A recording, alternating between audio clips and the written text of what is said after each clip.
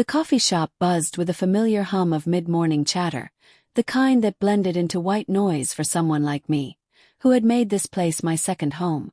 I sat at our usual corner table, the one with the wobbly leg we'd always joked about fixing someday.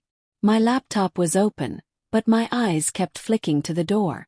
Elena was late, again. But that was her, always running on what she called creative time. We'd been best friends since college, partners in crime through bad breakups, career pivots, and that one disastrous road trip to the Grand Canyon where we got lost for hours. She finally burst in, her dark curls bouncing, cheeks flushed from the autumn chill. "Sorry, Mia. Traffic was a nightmare." She slid into the seat across from me, dumping her bag on the floor with a thud. I smiled, pushing her usual latte toward her. "No worries. I've got the first chapter outline done for our book. Want to hear it?" Our book. That's what we'd called it for the past year. It started as a whim, two aspiring writers dreaming up a novel about female friendship in a cutthroat city. Elena was the plot wizard, twisting narratives like pretzels. I handled the characters, digging into their psyches until they bled emotion. We'd meet here every week, hashing out ideas, laughing over plot holes. It was our escape from the drudgery of freelance gigs and temp jobs. As I read aloud, her eyes sparkled. "That's brilliant, Mia. The protagonist's inner monologue. It's so raw.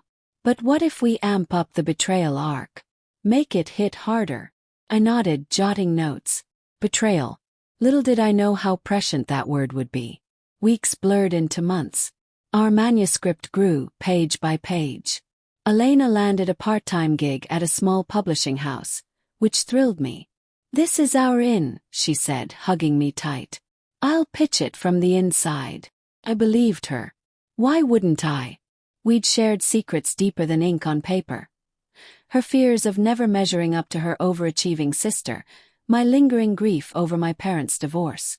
Trust like that doesn't crack easily. Then came the signs, subtle at first. Our meetings dwindled. "Swamped at work," she'd text.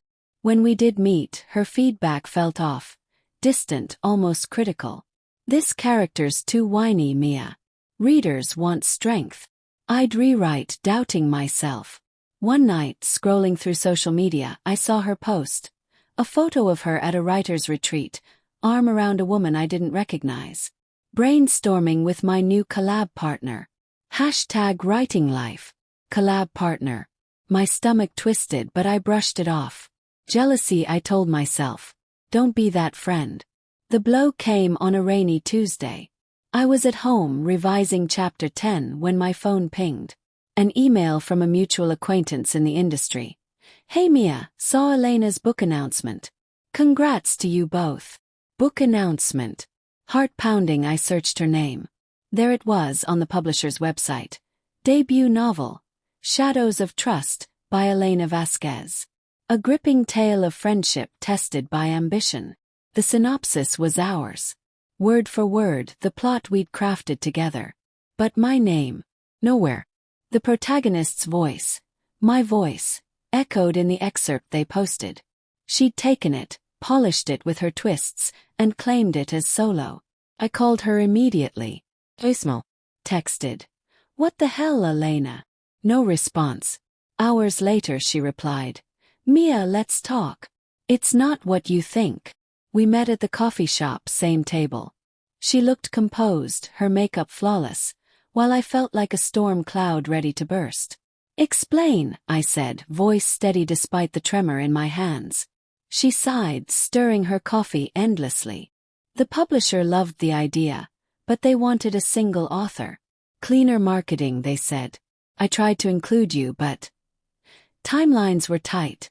I figured I'd credit you in the acknowledgements, maybe co-write the next one. Bullshit. The word escaped sharper than intended. Heads turned nearby. This was our story. You stole it. Her eyes welled up. Crocodile tears, I thought bitterly. I didn't steal. I built on it. Your parts were great, but mine drove the plot. Mia, you're talented, but you overthink. I had to move fast. Overthink. That was my strength, the emotional depth she'd praised. Now it was a flaw. The betrayal sank in, not just the theft but the rewrite of our history. She'd reframed me as the weak link, justifying her actions. I left without another word, rain soaking me as I walked home. That night I cried ugly, heaving sobs that left my throat raw. It wasn't just the book. It was the trust shattered. Elena had been my confidant, the one who knew my vulnerabilities and used them. In our story, the betrayed friend spiraled into isolation. Was that my fate? Days turned to weeks. I avoided writing, the blank screen mocking me. Friends called, concerned. "She's a snake," my roommate said. "Sue her." But what proof did I have?